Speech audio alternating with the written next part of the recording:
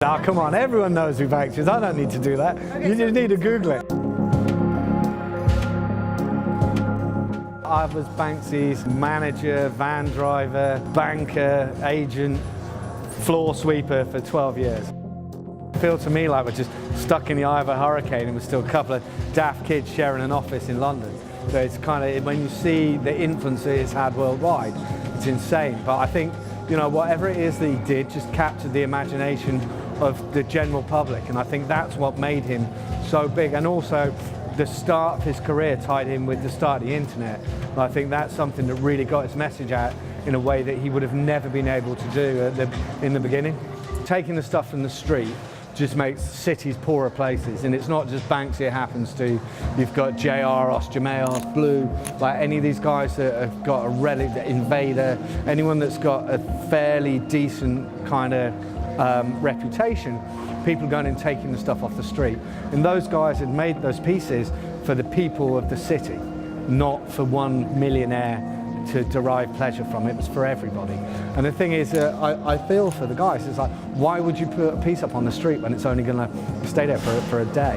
Which is why in the show here, there's no street pieces. There's nothing that's been ripped off the street. There's two pieces, one's on an old door and one's on a shutter, like both of them are authenticated by him.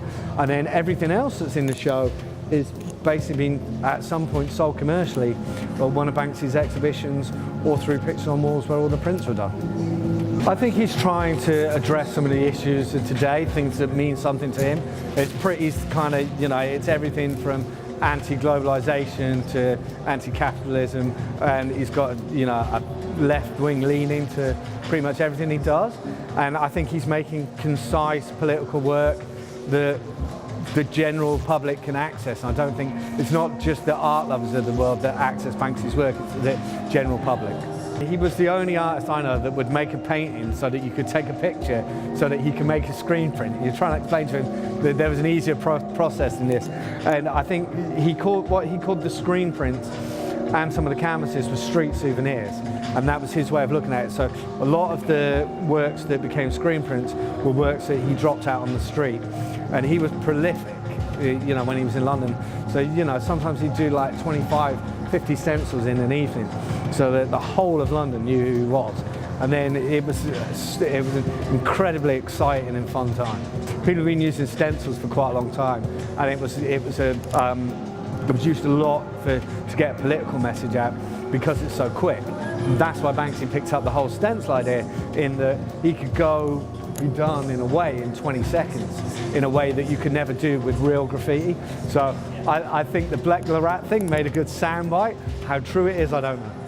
So his first exhibition that we did with him was in a place not dissimilar to this, but it had, you know, two burnt out police vans, one on top of another. There were two painted cows in a pen. There were sheep. It was in an old squat. It was totally anarchic, and the whole thing was an experience. And I think, you know, with Dismal Land and both what he's done in Israel, I think what he's doing is he's building an experience. And I think, you know, he never just did an art show that had paintings in. There was always more to it. There was always some puns, sculptures. There was always an experience to the whole thing. There's so many stupid stories. Like, one of my favourite ones is the very first exhibition that he did in London. Wasn't in a gallery, wasn't anywhere. It was under some arches in Shoreditch in East London. And what we did was we got some cones and we closed off the road. We had guys in high-vis jackets that wouldn't let the traffic down the street. Well, Banksy did a whole exhibition on the sides of the walls where we had 4 lookouts. So things like that, in the interventions in the museums I always really liked, just because like the whole thing was like Ocean's 11. You'd go in and there'd be 4 to 6 people, and, you know, we'd go in and crash the whole thing, and that was fun.